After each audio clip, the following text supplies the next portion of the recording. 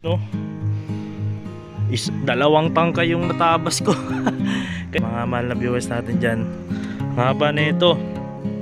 Yung dalawang ganto yung nakakuha natin, kaya iniwan po natin sa loob yung kay Tito Randy, yung kasama po ni Tito King yun sa bukid. At yun, mapapansin nyo, dami ng truck kasi paghapon na yan. Lo, kanina wala pa yan. Yan, nakalimutan ko kasi kumuha ng malunggay. Yun dalawang ganto yung nakuha natin, kaya iniwan pa natin sa loob yung isa. Sobrang dami. Ito pa nga lang, sobrang dami na. Gugulatin natin yung nanghingi. Yan. I-backcam ko lang kasi medyo maliwanag pa naman. Yan, nakuha natin. Haba. Hindi na magreklamo siguro yung humingi. Yan si Bubbles. Yan Bubbles. Aray, umudilaan ba? Sakit. Alright. Gulatin natin.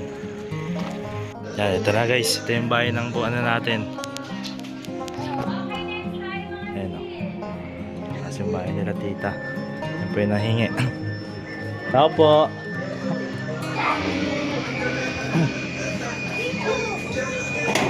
Sana ta? Mga iwan. Mga haba. Yan. Okay lang yan ta? Dapat niya marami. Oo nga dapat pala sinama ko dalawang tangka yung ko. Dapat ginanya mo na lang para kamerapan. Kaya nga, dalawa yun iniwan ko isa kunin ko. Iganya mo na lang Oo nga kamerapan. Pero wala akong plastic Ginawa ko na lang. May plastic nito. Oo. Kunin ko na lang yun. Ayun ginibilad ginagawa. Ayun pala yung ginagawa ni tita. Ayun, i-video ka lang na. Ayun ayun pa. Binibilad pala muna. Kasi kahit ikaw rin iniinom mo rin. Kasi talaga yung yung malunggay. Ginagawa pong tsaa. Ayan. Ito po yung mangga. Dalawang ganito yung nakuha ko, ang haba. Iwan ko ito isa. Kala ko, na yan. Ayan binibilad. Kailangan pala tuyo. Kailangan tuyo. Dudurugin pa. Sana all. Sahab na. Hindi, sakto lang. Si Jerta. Wala ba? Wala ba? Ito yung motor niya. Kita, ito na pa ka. Atid ko na lang po yung isa. Sige po. Yan. Yun! Ito yung kaduktong lamang po ng vlog ko sa malunggay na dinala pa yung tangkay. Nakakatawa kasi marami nagtawanan sa daan. Dala-dala ko pa bit-bit. So ayun, meron po tayong maikling pag-uusapan about sa vlog ni Kuya Intoy. Punto-punto na po at wala nang pasikot-sikot. Pero bago yung lahat, isang mapagpalang gabi sa ating lahat. Ayun, napakalamig na gabi. Ngayong January, mas malamig pa Yun, meron po kasing may nag-comment sa YouTube channel ko na galing daw po siya sa live ni Ate Nika nila Kuya Intoy. Tapos nag-comment sa akin na hinahanapan ako ng ebidensya. So yun, nagtataka ako kung kanino bang panig yun, sino nag-comment na yun. Ba't ako yung hinahanapan ng ebidensya? So yun, about siguro yun sa vlog ni Kuya Ka Business sa akin. Yun, marami rin kasing napasok na topic dun na pa yung about sa wakwak daw. Siyempre sa sponsor parang wakwak na rin. Pero yun na nga. Yun, parang kasi ako yung nadidiin ngayon simula nung nangyari yun. Gusto ko lang naman, di ba, na yung pagrespeto sa ka-business family, yun, pangangamusta pagpunta po doon. Pero sa iba sa dating ng halos lahat halos lahat na nagko-comment doon ng mga basher galing sa basher ko mga basher ko po sa side ni Kuya Intoy dating sinusuportahan ako nung wala ako sa ka-business. At yun, tuloy na po natin. Yung comment na yun Toy, hindi ko po talaga sinasadya. Kaya ito, humihingi ako ng dispensa. Yan na, humihingi na po ako ng dispensa.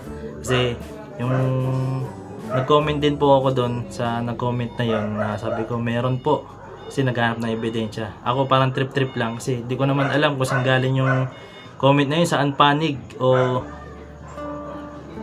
kaila kuya ba. Di ko naman alam na maraming magagalit pala sa akin sa side nila Kuya Intoy, sa yung mga supporter niya po, no?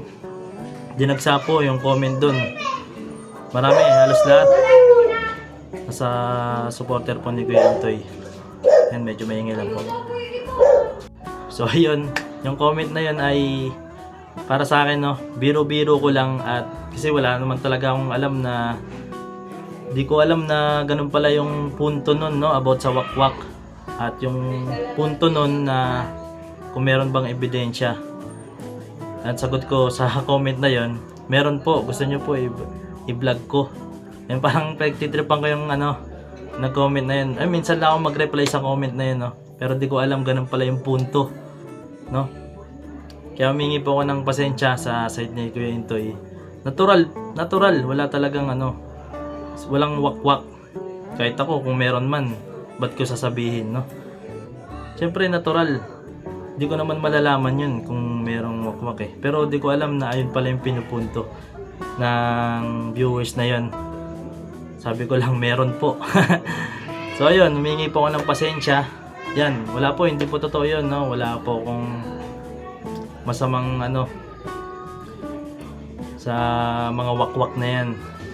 Siyempre, wala naman akong di ko naman alam po yung na yun, mga pangyayari. Siyempre, parang labas tayo kasi yun nga, may sarili rin tayong channel eh. Kaya humingi po ako ng pasensya, no, sa mga supporters po ni Kuya Intoy.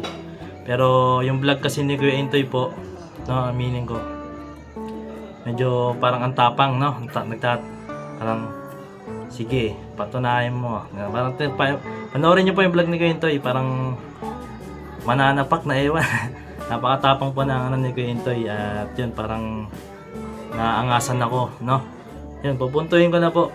Pero salamat rin sa pagkakataon kasi meron din po akong gustong sabihin kay Kuya Intoy, no, sa mga mahal po natin mga viewers.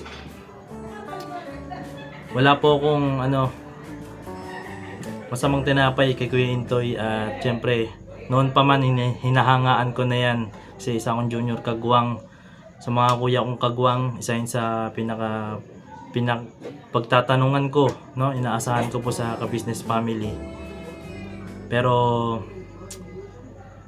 yun lahat may hangganan, no, kasi si Kuya Intoy po ay meron akong sama ng, hindi naman totally sama ng loob, pero ngayon kasi para sa akin ganun na yung niya eh. Para sa akin lang kasi si Kuya Intoy po ay sa kapatid po namin sa pananampalataya, no. Kami po buong ka-business family, at yun, iba kasi yung dating sa akin simula nung nawala siya sa ka-business family. Isa rin siya sa parang tumiwalag, no? At yun sa akin parang sa pinakamaling desisyon. Sa ngayon parang matatamasa mo yung mga material na bagay, pero para sa akin sa mata ng Panginoon Diyos, mali po yun. Yun lang naman gusto kong parating kay Kuya Intoy, at syempre proud ako na nakapag-solo siya. Marami nga siyang supporters eh. Kasi totoo naman, pinaghirapan niya po yung supporters na po yun na yun. Kasi siya, kagwang Intoy po yan eh. Sen sa pinaka the best of the best.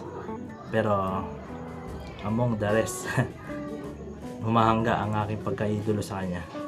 At kung gusto mong more personals pa, sige, okay lang kung magmamataas ka o ano man gusto mo, pero marami tayong mga sikreto, marami tayong mga pinagsamahan. Kung gusto mo ilabas mo. Yan, kasi isa rin si Kuya Intoy sa pinagtawalaan natin. At yung panahon na nag-uusap kami about sa isa sa kaibigan, no? Meron siyang sinabihan niya ng usok tumbong nun. tirahin mo lang. Yan, sa pumanig sa akin kung gusto nyong ilabas yung video na yun. Pero kung di naman, kung loloobin, wag naman na sana. Pero wala lang, parang iba kasi yung dating sa akin ng vlog ni Kuya Intoy. Sunod, puntuhin mo na kung sino yun. At yun, humingi pa rin ako ng pasensya sa lahat ng supporters po ni Kuya Intoy. Maraming salamat pa rin sa pagko-comment niya sa vlog ko. Kahit marami mang negatibo. So yun, hanggang dito na lang po. At ito yung message ko kay Kuya Intoy. Kagwang Intoy.